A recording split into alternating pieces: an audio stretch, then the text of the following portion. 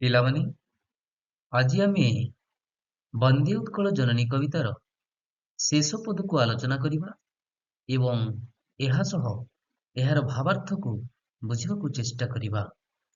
ଆମେ ଆଗରୁ ଜାଣି ରଖିଛୁ ବନ୍ଦେ ଉତ୍କଳ ଜନନୀ କବିତାର କବି ହେଉଛନ୍ତି କାନ୍ତ କବି ଲକ୍ଷ୍ମୀକାନ୍ତ ମହାପାତ୍ର। ତ ପିଲାମାନେ ବର୍ତ୍ତମାନ ସେହି ଶେଷ ପଦ ଆଗକୁ ଆଗେଇବା। ଶେଷ ପଦରେ କୁହାଯାଇଛି କବି କୂଳ ମୌଳି ସୁନନ୍ଦନ ବନ୍ଦ୍ୟା ଭୁବନ ବିଘସିତ କୀର୍ତ୍ତି ଅନିନ୍ଦ୍ୟା ଧନ୍ୟ ପୁଣ୍ୟ ଚିରଶରଣ୍ୟ ଜନନୀ ଜନନୀ ଜନନୀ। ବାସ୍ତବିକ ପିଲାମାନେ କାନ୍ତ କବି ଲକ୍ଷ୍ମୀକାନ୍ତ ମହାପାତ୍ରଙ୍କର ବର୍ଣ୍ଣନା ଅତ୍ୟନ୍ତ ଚମତ୍କାର ରହିଛି। ତ ପିଲାମାନେ ଏହି ଶେଷ ପଦକୁ ବୁଝିବା ପୂର୍ବରୁ ଆମେ ଏହା ମଧ୍ୟରେ ଥିବା କଠିନ ଶବ୍ଦ ଓ ତାହାର ଅର୍ଥକୁ ଜାଣି ରଖିବା ବହୁତ ଜରୁରୀ ରହିଛି। ତ ଏଠି କୁହାଯାଇଛି କବି କୂଳ ମୌଳି। ତ ପିଲାମାନେ ଏଠି ମୌଳି ଶବ୍ଦ ବ୍ୟବହାର କରାଯାଇଛି। ମୌଳି ଶବ୍ଦର ଅର୍ଥ ହେଉଛି ମୁକୁଟ। ମୌଳି ଶବ୍ଦର ଅର୍ଥ ହେଉଛି ମୁକୁଟ। ସୁନନ୍ଦନ, ସୁନନ୍ଦନ ଶବ୍ଦର ଅର୍ଥ ସୁନନ୍ଦନ। ସୁନନ୍ଦନ ଶବ୍ଦର ଅର୍ଥ ହେଲା ଏଠି ସୁଯୋଗ୍ୟ ସନ୍ତାନ ବା ସୁପୁତ୍ରକୁ ଏଠି କୁହାଯାଏ ସୁନନ୍ଦନ। ବନ୍ଦ୍ୟା ଶବ୍ଦର ଅର୍ଥ ହେଲା ବନ୍ଦନୀୟ, ଯାହା ବନ୍ଦନା କରାଯାଏ ବା ବନ୍ଦନା ଯୋଗ୍ୟ ବୋଲି କୁହାଯାଏ। ପୁଣି କୁହାଗଲା ଭୁବନ। ଭୁବନ ଶବ୍ଦର ଅର୍ଥ ଆମେ ଜାଣୁ ସମଗ୍ର ଜଗତକୁ କୁହାଯାଏ, ସମଗ୍ର ବିଶ୍ୱକୁ କୁହାଯାଏ ଭୂନନ୍ଦନ ଭୁବନ ବିଘସିତ ଶବ୍ଦ ଏଠି ବ୍ୟବହାର ହେଇଛି। ବିଘସିତ ଶବ୍ଦର ଅର୍ଥ ହେଲା ପ୍ରଚାରିତ ହେବା ବା ପ୍ରସାରିତ ହେବା। ପୁଣି କୁହାଗଲା କୀର୍ତ୍ତି ଶବ୍ଦ ଏଠି ଯୋଉ ବ୍ୟବହାର କରାଯାଇଛି କୀର୍ତ୍ତି, କୀର୍ତ୍ତି ଶବ୍ଦର ଅର୍ଥ ହେଲା ଯଶ ବା ଖ୍ୟାତି ସମ୍ପନ୍ନ। ପୁଣି କୁହାଗଲା ଅନିନ୍ଦ୍ୟା। ଅନିନ୍ଦ୍ୟା ଶବ୍ଦର ଅର୍ଥ ହେଲା ପ୍ରଶଂସନୀୟ ବା ଯାହା ନିନ୍ଦନୀୟ ନୁହେଁ ତାକୁ କୁହାଗଲା ଅନିନ୍ଦ୍ୟା ବା ପ୍ରଶଂସନୀୟ ବୋଲିକିରି କୁହାଗଲା। ଧନ୍ୟ ଶବ୍ଦ କୁହାଯାଇଛି ପୁଣି ଧନ୍ୟ ଯୋଗ୍ୟ। ପୁଣି କୁହାଗଲା ପୁଣ୍ୟ। ପୁଣ୍ୟ ଶବ୍ଦର ଅର୍ଥ ହେଲା ଏଠି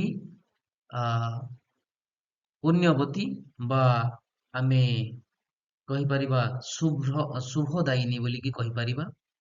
ଏମିତି ଧନ୍ୟକୁ ଧନ୍ୟ ଯୋଗ୍ୟ ବା ଭାଗ୍ୟବାନ ବୋଲି କହିପାରିବା ମଧ୍ୟ। ପୁଣି କୁହାଗଲା ଶେଷରେ ଚିରଶରଣ୍ୟ ବୋଲି କୁହାଗଲା, ଯାହା ସର୍ବଦା ଶରଣଦାତ୍ରୀ ହୋଇଥାଏ ତାକୁ ଚିରଶରଣ୍ୟ ବୋଲି କୁହାଯାଏ। ସର୍ବଦା ଶରଣ ନେବା ଯୋଗ୍ୟକୁ କୁହାଯାଏ ଚିରଶରଣ୍ୟ। ତ ବର୍ତ୍ତମାନ ଆମେ ଏହି ପଦରେ ଥିବା ଭାବାର୍ଥକୁ ଆମେ ବୁଝିବାକୁ ଚେଷ୍ଟା କରିବା। ଏଠି କୁହାଗଲା ପିଲାମାନେ ଯେ କବି କୂଳ ମୌଳି ସୁନନ୍ଦନ ବନ୍ଦ୍ୟା, ଅର୍ଥାତ୍ ଏହି ଉତ୍କଳ ଭୂମି ମହାନ କବିମାନଙ୍କର ଏବଂ ସୁପୁତ୍ର ମାନଙ୍କର ଦ୍ୱାରା ବନ୍ଦନୀୟ ଏକ ବାସସ୍ଥାନ ଅଟେ। ତେଣୁ ତାହା ଏକ ଜନ୍ମଭୂମି ଅଟେ। କାହାର ନା ସେଇ ମହାନ କବି ମାନଙ୍କର ଏବଂ ମହାନ ସୁପୁତ୍ର ମାନଙ୍କର ଏକ ବାସଭୂମି ତଥା ଜନ୍ମଭୂମି ଅଟେ ବୋଲି ଏଠାରେ କୁହାଯାଇଛି।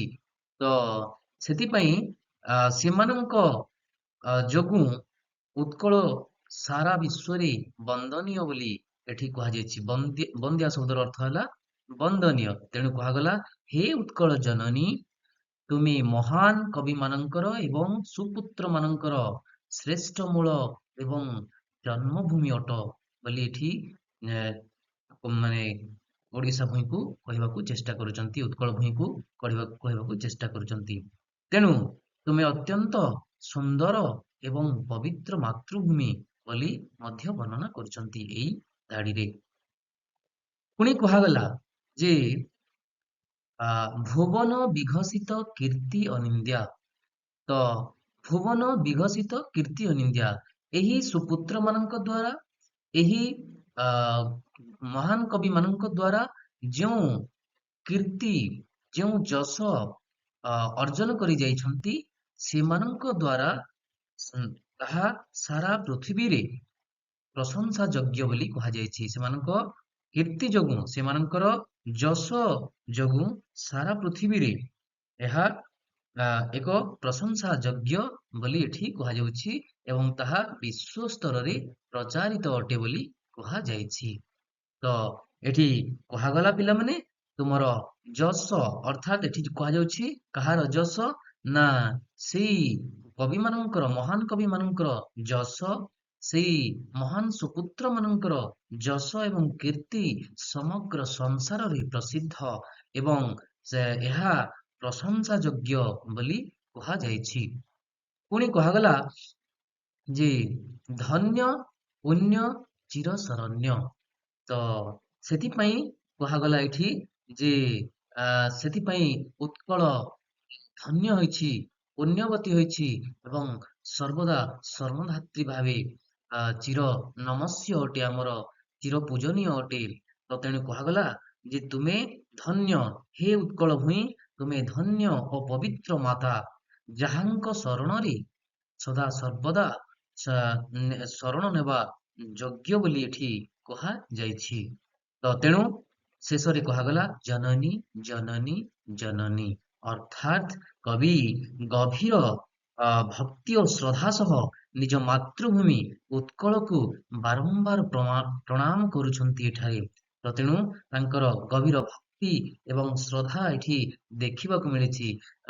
ସେଇଥିପାଇଁ କବି ମାତୃଭୂମି ଉତ୍କଳକୁ ବାରମ୍ବାର ଏଠି ପ୍ରଣାମ କରୁଛନ୍ତି, ଚିର ନମସ୍ୟ ବୋଲି କହୁଛନ୍ତି। ତ ତେଣୁ ଏହି ପଦରେ ଏତିକି ଏହାର ବ୍ୟାଖ୍ୟା ରହିଛି ପିଲାମାନେ।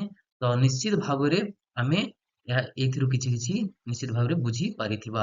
ତ କୁହାଗଲା ଶେଷରେ ଯେ ମହାନ କବି ଏବଂ ସୁପୁତ୍ର ମାନଙ୍କ ଦ୍ୱାରା ଏହି ଉତ୍କଳ ଭୂମି, ଏହି ମହାନ ଓଡ଼ିଶା ଭୂମି ସର୍ବଦା ବନ୍ଦନୀୟ ଅଟେ ଏବଂ ତାଙ୍କ ଦ୍ୱାରା ସୃଷ୍ଟି ହୋଇଥିବା ଅନେକ କୀର୍ତ୍ତି ରାଜି ଯାହା ସାରା ଭୁବନକୁ ପ୍ରସାରିତ କରିଛି, ପ୍ରଚାରିତ କରିଛି।